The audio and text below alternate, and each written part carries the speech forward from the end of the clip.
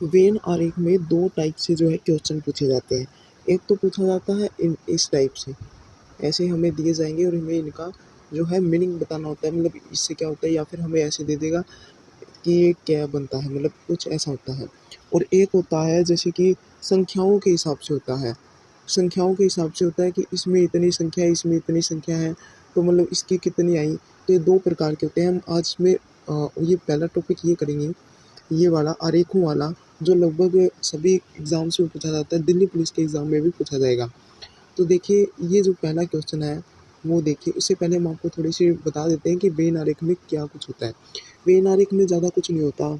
जैसे मान लीजिए अगर आपको उसमें बस यही बताना है कि हमें जैसे उसका संबंध कैसा है, हमें संबंध दिखाना है उसमें कि इसका संबंध कैसा है। मान लीजिए जैसे अगर किसी का ऐसा हो, ये है एक सिंगल पर्सन है, मान लीजिए ये इसके साथ ऐसे अटैच है, तो यानी जो ये दोनों हैं इनका कुछ हिस्सा जो है वो तो है इक्वल, और जो कुछ हिस्सा है वो सेम नहीं है, यानी कुछ हिस्सा इन दोनों का मिलता है। एक होता है जैसे आपको दिखा देते हैं, जैसे एक होता है कैसे होता है ये वाला, जैसे ये हो गया ये, इसका मतलब क्या होता है, इसका मतलब ये होता है कि जैसे ये जो चीज़ है कोई बड़ी चीज़ है और इसके अंदर ये जो है मिला हुआ है, सम्मिलित है, कह देते हैं हम इसको, मतलब इसके अंदर आता है, कहने का मतलब ये है। तो इसी प्रकार से होता है, बस हमें संबंध जो है उसमें दिखाना होता है, एक चैन सी बनानी होती है, इसमें ज़्यादा कुछ मटेरियल नहीं है, लेकिन ये क्वेश्चन जो है आता ज़रूर है, हर एग्जाम में आता है गवर्नमेंट वाले में। तो देखिए अब हम जो स्टार्ट करते हैं, ये पहला क्वेश्चन है, दिल्ली पुलिस एग्जाम के लिए मोस्ट इंपॉर्टेंट क्वेश्चन है। तो ये देखिए, सही संबंध स्थापित करना है हमें। पर्वत, जंगल और पृथ्वी, तीन वर्ड दिए गए हो और इन ऑप्शनों में से हमें, इनमें से एक है जिसके ये संबंध अच्छे से दिखाई दिया है इसमें। तो अभी ध्यान से इसको, मतलब इसमें क्या है, ध्यान देखना है कि इसमें किसका संबंध किससे है, बस इतना बताना है हमें, ज़्यादा कुछ नहीं है इसमें। जैसे पर्वत, जंगल और पृथ्वी है, तो अभी से क्या बनता है, पर्वत भी और जंगल और पृथ्वी।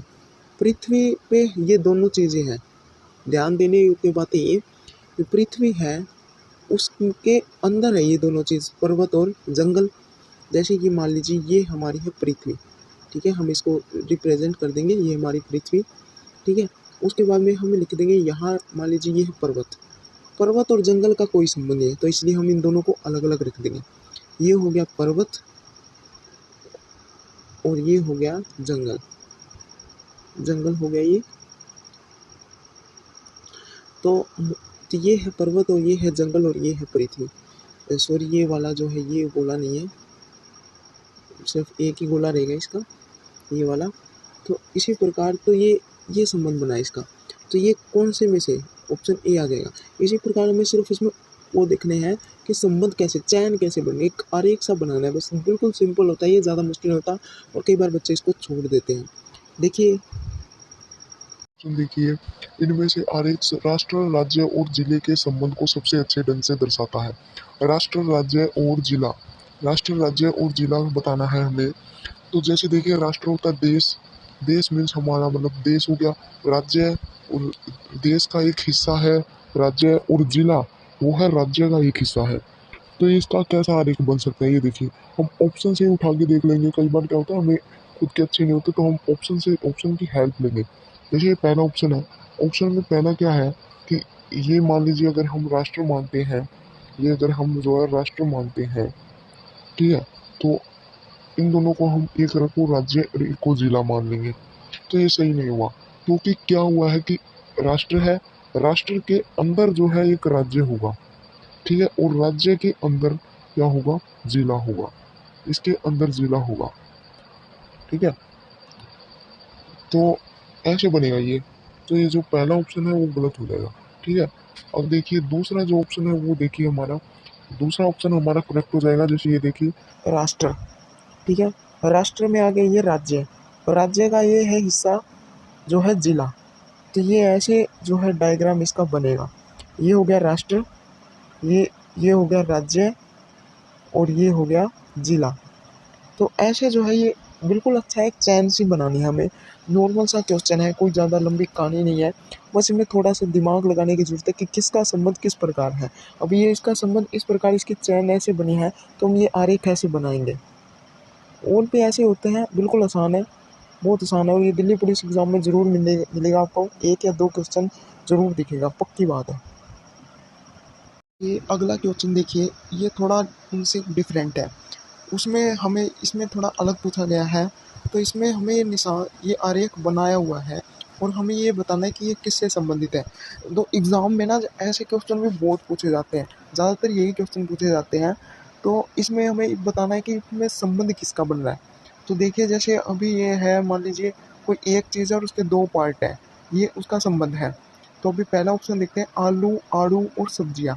अभी आलू भी सब्जी है और सब्जियाँ हैं। मान लीजिए अगर हम इसको हम सब्जी मान लें, तो इसको आड़ू मान लें और इसको आलू मान लें, लेकिन इसका संबंध नहीं हुआ क्योंकि आलू एक सब्जी है और आड़ू जो है एक फ्रूट में आता है। तो ये ऑप्शन ए तो हमारा हो गया गलत। उसके बाद में ऑप्शन बी देखिए, प्राकृत संख्या, पूर्णांक, वास्तविक संख्याएं। प्राकृत संख्याएं, मान लीजिए इसका तो कोई टॉपिक ही नहीं बन रहा है। जैसे पूर्णांक तो होते हैं एक से स्टार्ट होते हैं और वास्तविक भी शायद एक से ही स्टार्ट होती हैं, और जो प्राकृत संख्या है वे भी एक से स्टार्ट होती है। ये तो तीनों सेम सेम हो गई, इसका कोई लॉजिक नहीं बन रहा। लेकिन इसमें क्या है, एक है और उसके दो पार्ट है, कुछ ऐसा बन रहा है। तो इसलिए हमारा जो है ऑप्शन नंबर बी भी जो है रॉन्ग है। ठीक है, अभी अगला देखते हैं, ऑप्शन नंबर सी देखते हैं, डॉक्टर, गीतकार, बहिर्मुखी। तो एक हो गया डॉक्टर, एक होता है डॉक्टर, एक होता है गीतकार। ये दोनों भी अलग हो गए, तो ये तो बिल्कुल भी ये भी नहीं होगा। बचा हमारा ऑप्शन डी। तो यानी ऑप्शन डी इसका आंसर आएगा। ऑप्शन डी कैसे है, देखिए, पैसों, मुद्रा, टका। तो जो इसमें क्या बताया है, मान लीजिए ये है हमारी मुद्रा, ठीक है, ये है मुद्रा और ये है टका और ये है पैसों। ये दोनों जो है, ये दोनों क्या है, कोई देश की वो है, करेंसी है। ठीक है, तो करेंसी है ये और ये हो गया मुद्रा। यानी मुद्रा के ही दो पार्ट हो गए, दोनों सेम सेम है लेकिन अलग अलग देशों के, तो इसलिए हम इनको ऐसे लिखेंगे। तो इस प्रकार इसका जो आंसर होगा, करेक्ट आंसर, वो होगा ऑप्शन नंबर डी। और ऐसे क्वेश्चन ज़रूर पूछा जाता है, और ये जो क्वेश्चन है ये हमने प्रीवियस ईयर के जो क्वेश्चन पेपर थे उसमें से उठाया ये क्वेश्चन भी। तो ये ऐसे क्वेश्चन आते हैं और ये बहुत आसान है।